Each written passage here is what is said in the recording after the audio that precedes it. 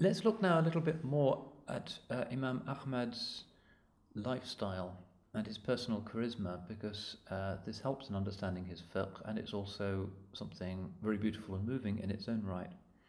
We've seen how he used to travel on foot, sometimes getting lost in the desert, sometimes having to work his way because he refused to accept a subsidy from anyone. We've seen that he has a very small income, really a few pennies from his father's legacy, which continues.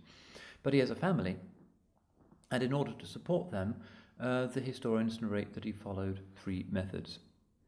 Firstly, one of the things he was famous for in Baghdad is that he would go out to the Sawad, which is the countryside, the black earth, very fertile around Baghdad, and he would ask the permission of farmers after the harvest was completed if he could walk through the fields to see if he could find some grains that had been missed. It's also narrated that sometimes he would work as a copyist, just writing things out for people. And again, there's some interesting accounts of this.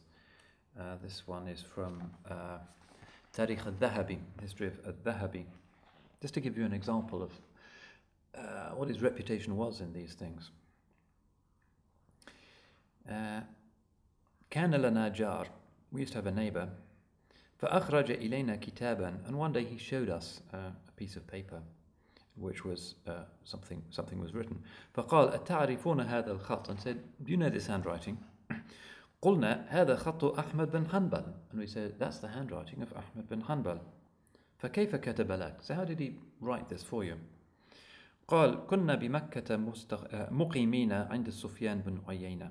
Once we were staying in Mecca with Sufyan bin Uyayna, one of the great hadith scholars. ففقدنا أحمد أياما, and we didn't see Ahmad bin Hanbal for several days. ثم جئنا لنسأل عنه, and then we went to the place where he was staying, to his room, to ask about him. فإذا الباب مردود عليه, but he wouldn't open the door. فقلت ما خبرك, and I said, what's going on? قال سرقت ثيابي, and he said, somebody broke into my house and stole my clothes. فقلت معي دنانير, and I said, I've got some money. فإن شئت صلة وإن شئت قرضا, if you want you can take it, if you want I can lend it to you. فأبى, and Ahmad refused. فقلت, and he was obviously thinking about how he can get Imam Ahmad out of this fix. He can't leave because his clothes have been stolen, but he won't accept anybody's charity or even a loan. فقلت تكتب لي بأجرة, and I said, will you write something for me for a recompense? قال نعم, and he said, yes. فأخرجت دينارا, so I got out a coin. فقال لي اشتري لي ثوبا واقطعه نصفين يعني إزارا ورداء, and he said, buy me a simple tunic and cut it into two so I can have a rida and an izar, an upper and a lower garment. وجئني بورق, and bring me some paper. ففعلت وجئت بورق فكتب لي هذا, and I brought him some paper and he wrote this thing out for me. وكان ينسج أحيانا, and this is another thing that Imam Ahmad used to do. So these three things: firstly, he would glean in the fields; secondly, he worked as a copyist; sometimes he worked as a weaver. كان ينسج أحيانا ويبيع ما ينسج. He used to weave and he would sell the things that he wove.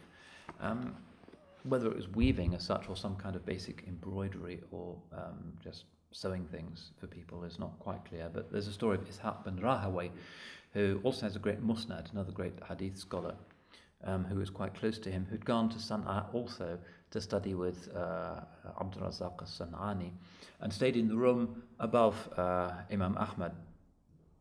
And he used to report that Imam Ahmad used to earn a living by embroidering caps. People would bring their caps to him and he would embroider nice patterns in them and earn a few pennies. He did this because, unlike some of the other scholars, he refused ever to accept a gift, and particularly a gift from the caliphs or the governors. Even though this was zakat, and in principle it was fine for the scholars in order to support sacred knowledge to take the money of the Muslims in this way. And he would also quite strongly disapprove of his students or colleagues doing so. Imam al-Shafi'i knows about Imam Ahmad's refusal to take any official salary. Imam al-Shafi'i has come to Baghdad and he's in Ahmad's circle He's teaching Imam Ahmad, and he learns that the Imam wants to travel to Yemen in order to learn some more hadiths despite his poverty. And Shafi'i had been asked by the Khalifa al-Amin to choose a judge for Yemen, so he proposes Imam Ahmad. But Imam Ahmad says to his teacher, Ya Aba Abdillah, in sami'tu minka hadha thaniyatan lam tarani indak. He's speaking to Shafi'i, he's speaking to his teacher. If you ever suggest this to me a second time, you'll never see me again. This is his principle. His tawarra is that he will not accept money from the state. It seems that his reason for this was that the money might contain a shubha. That is to say, it might have been acquired in part by illegal, morally questionable means.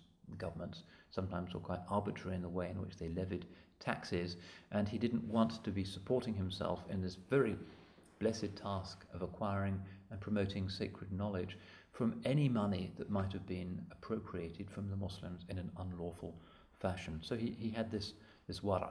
But certainly not all of the scholars took the same view. Abu Hanifa, Sufyan al-Thawri took his view. They themselves never accepted official sponsorship. Others did. Al-Hasan al-Basri, for instance, or Imam Malik. Their view was that the scholars of the Ummah really like the army, and taxes exist in order to support them. Perfectly legitimate use of the treasury.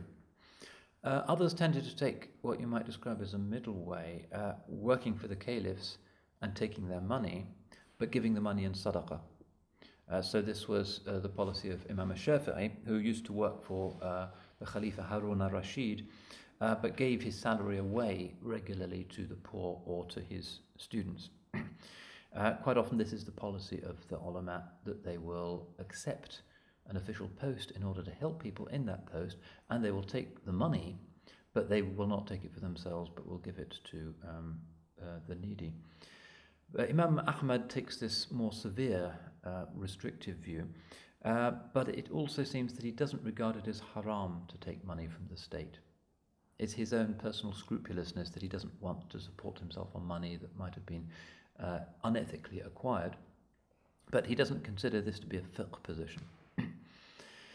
So we find this great Imam, with his extraordinary triumph, the most popular man in Baghdad, having been tortured for more than a year and then silenced for much longer and disgraced by the Khalifa, really carried in triumph to the mosque, having prevailed, but always living this extremely austere life of Zuhd, of renunciation.